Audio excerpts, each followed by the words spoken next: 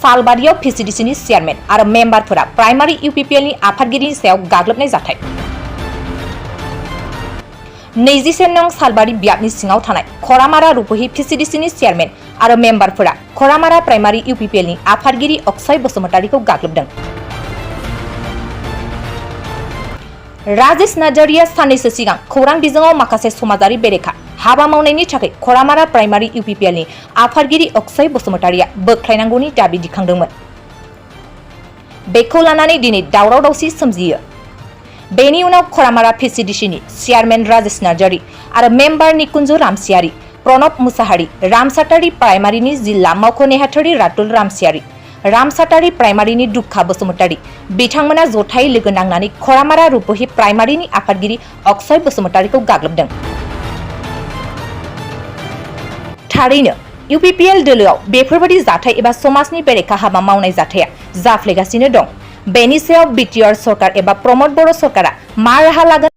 आङो खरामारा प्राइमारी आफादगिरि, बे जोंनि चेयारमैन खरामारा Vcdc चेयारमैन। दा बिथांखौ दलियनि संबिधान बायदियै दा बिथांखौ बोख्लायनायनि हाबा मावनांगौ हिसाबै आं संबिधान हिसाबै मावनायखायनो चेयारमैन बिथांजों लोगोसे बिथांनि सानैसो मेम्बारफ्रा आंखौ टारगेट खालामनानै आरो बिथांमोना आंखौ दिनै एटेक खालामदों। उनाव आखाइफोराव इयाव सियारजों आंखौ बुदों बिथांमोना, गोरनायाव आंनाव नांदों, बेयावबो नांदों। दा दोलोखौ स्ट्रं खालामनायनि थांखि हिसाबै नै दा जोंनिया जितु संबिधान हिसाबै खामानिखौ मावनांगौ होननानै जोङो मोनफ्रोमबो प्राइमारिया खावलायबोबाय थादों। दा बिथांमोना प्राइमारिनि मोनसेबो खोथाखौ दिनैहालागै खोनासङाखै। Vcdcआव सासे चेयारमेना जोंनिया भाइरेल जादों। दा जों इखौ अलरेडि जोङो ब्लगाव प्राइमारिनि जानानै जोङो रिजलिउसन होदों बिथांनि मुङाव बिथांखौ Vcdcनिफ्राय दाननांगौ होननानै। दा जोंनिनो सालबारि ब्लकनि ग्रुपआ मिटिंखौ माने ब्लकनि भाइस प्रेसिडेन्ट बिथाङा लेंनो होबाबो लेङा जाहैबाय। दा मानि कारनाव लेङा, मा जाहोनाव लेङा, दा बेखौ जोङो सोंबाबो जोङो मोजां रिजाल्टखौ मोना। प्राइमारिनि गासै जोंनि UPPL सापर्टारफोराबो बिथांखौ बिबाननिफ्राय दानजानायखौ लुबैदों आरो लोगोसे जोंनि दुलाराय बर' फरायसा आफादनि बिथांमोनाबो सालायनायखौ मोजां मोनाखै लेखा बायदियैनो। बिथांमोनाबो प्राइमारिखौबो खावलायदों, डिस्ट्रिक्टखौबो खावलायदों। दा बिथांमोना माने डिस्ट्रिक्टनि आफादगिरिनि खोन्थाखौबो माने सेन्ट्रेलावबो मानिनाय जायाखै। दा बिदि रोखोम माखासे सोलिबाय थादों आरोखि। जाथाया माने मैयायो दिनैनि तारिखाव माने मिटिं जागोन होननानै मोनसे लाइजाम मोन्दों। ओमफ्राय बे लाइजामखौ आरोखि जोंनि डिस्ट्रिक्टनि आफादगिरि जोंना बिखन सार बिथाङा बे मिटिंखौ पस्टपन खालामदों। आरो बै जिथु जों फार्स्ट लाइजाम जिथु मोननाय बे लाइजामाव बे मेलनि बागै जेबो एजेन्डाबो गैया। मा बिखयाव रायलायगोन बेनि खुनु एजेन्डा गैया आरोखि। दा जोङो बेवहाय आङो सुरेश बिथाङा सुरेश सरकार बिथाङा जोंनि डिस्ट्रिक्टनिनो नेहाथारि। दा बिथांखौ जों सोंनो थांदोंमोन, आंजों दंफायोमोन जोंहा मन' फंबाय सालबारिनि बिथाङा आरो लोगोसे गोबां प्राइमारिफोर आंजों लोगोआव दंमोन। बेखौ सोंनो थांनायाव सोंबायबो, दान्थे बिदान्थे एसे जाबाय दोलोनि गेजेराव। दान्थे बिदान्थे जानाया गिदिर खोथा नङा। बिथांमोना माने सावरायखादो जानो हागौ जोंनिनो खरामारा प्राइमारि माने Vcdcनि सिङाव थानाय माखासे मेम्बारफ्रा। दा बै समाव आरो लोगोसे बे रामसातारी प्राइमारिनिबो सासे दङ, बिथाङाबो Vcdcनिनो, आरो लोगोसे लेस्रानि दं सासे। बिथांमोना आंखौ थोंजोङै फैनानै एटाक खालामो आरो नै आंनाव आखाइफोराव इयाव सियारजों आंखौ बुदों बिथांमोना, गोरनायावबो आंनाव नांदों, नै बेयावबो नांदों। दा दोलोखौ स्ट्रं खालामनायनि थांखि हिसाबै नै दा जोंनिया जितु संबिधान हिसाबै खामानिखौ मावनांगौ होननानै जोङो मोनफ्रोमबो प्राइमारिया खावलायबोबाय थादों। दा बिथांमोना प्राइमारिनि मोनसेबो खोथाखौ दिनैहालागै खोनासङाखै। आरो गोबां जोङो सोरबा MLA टिमानो जा सोरबा इनचार्जआनो जा जों गोबां होबाय। आरो जोङो समनाथ नार्जारी सार बिथांखौबो जों गोबां प्राइमारिफोरनि माखासे उसुबिदाफोरखौ होबाय। रायजोफोरा मा अभियोग होयो होआ, जोंनि गेजेराव मिला प्रिति माखासेफोर गैया। आरो लोगोसे जोंनि एक्स वर्कार बिथांमोनखौ रावबो अनार होआ।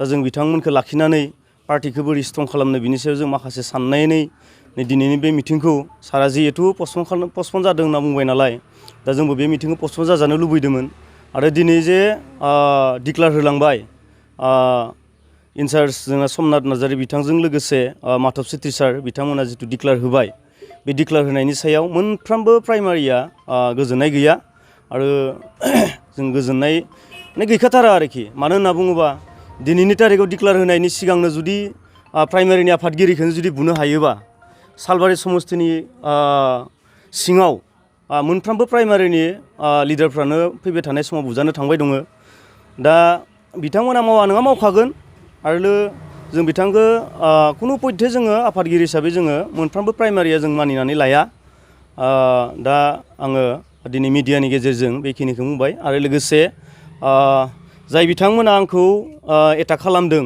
बिना दगाव जे साधारन दलावथ' दान्थे बिदान्थेया जाया नङा खिन्थु आंखौ एटाक खालामनायनि दायाव आङो आयेननि राहा लागोन नै दा अलरेडि आं थाना थांगोन थांनानै आङो जाय बेलागा आंखौ एटाक खालामदों आङो अलरेडि आङो नुखाजोबदों निजिनो आरो नुग्राबो दं जोंनि प्राइमारिनि माखासे दैदेनगिरि बिथांफोराबो नुदों नालाय दा आं बिथांमोनखौ आयेननि राहा लागोन आरोखि प्रेसिडेन्ट महरै सोरखौ होखो ओरैनो प्रेसिडेन्ट महरै सोरबा माबानि कलबारिनि बिथाङा डिस्ट्रिक्टआव बिबान दं होनना खोनादों दा बिथांमोननिया माने प्राइमारिनो खुनु जनाया मिन्थिया रायलायनायबो गैया मानायबो गैया माने संबिधान होननायानो सालबारियाव गैखाया आरोखि जोङो नङा बाथ्रा बिदि नङा ओरै रायलायनो थाङोबा नै बेखिनि खोथाखौ बुंनो थांनायावनो दिनै आंनिया नैबेखिनि घटनाया जानानै थांबाय आरोखि जोंथ' खनिनखौ जों मालाबाबो गनायनो हाया बिदि आरोखि जों माने जोङो गनायनानै लाखाया आरोखि जोङो मोनफ्रोमबो प्राइमारि जों गनायनानै लानो हाया आरो गनाया आरो नैबे बुस्थुआ जोङो दिनै डिक्लार होनायनि आवगाय आङो घरामारा प्राइमारिनि आफादगिरि जानानै आं बुंदोंमोन जे सारमोना मोनफ्रोमबो प्राइमारिनाव सोंना नायनो हायो गोजोननाय दंना गैया दा माधब सेत्रि साराबो बेखौ खोनासङाखिसै बरन्स आंखौ जिराय माबा माबि बहुद खोथा बुंनानै डमिनेट खालामनाय रखम जादों आरोखि खिन्थु जों सनमानखौ होयो नोंगौ होआ नङा जों होदो खिन्थु होयै दिनै मेंनाय रखम अबस्थायाव जों फैबाय आरोखि दा बिदिनो दा जोंना चक्र साराबो मोनसे गावनि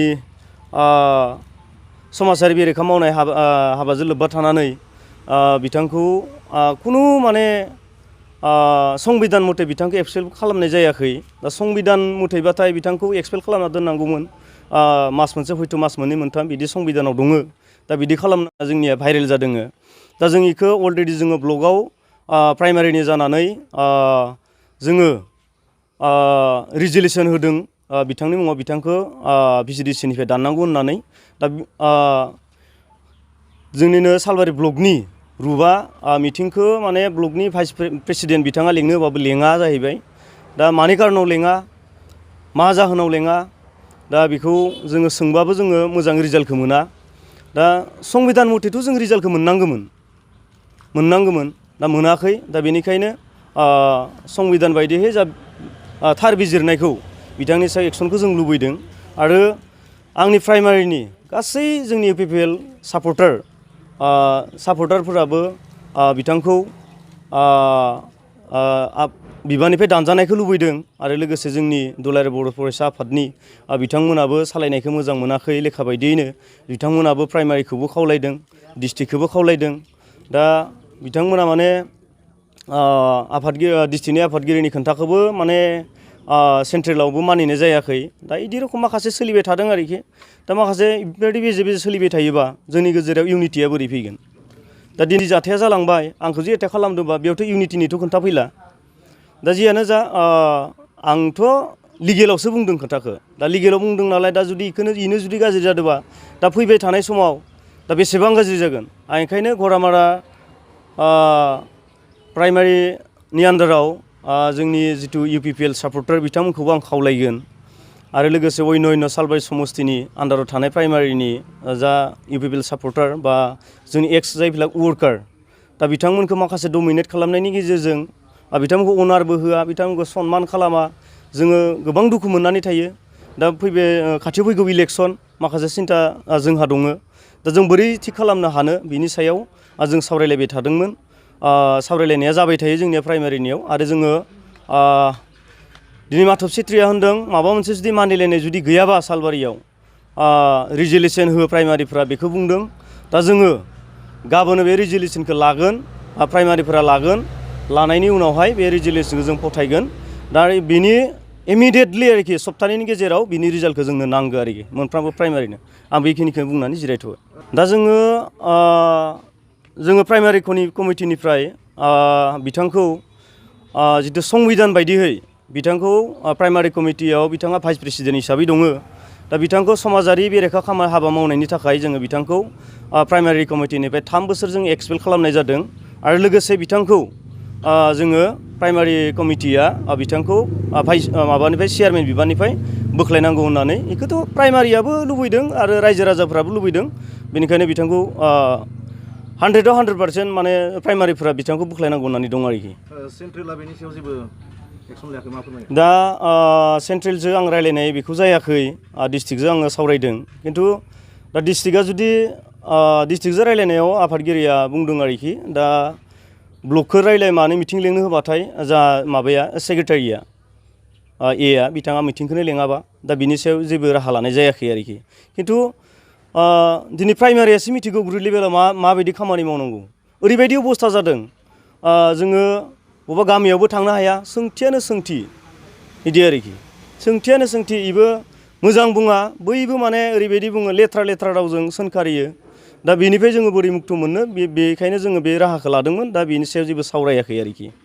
दा आं बेखिनिखौनो बुंनानै दोनथ'बाय।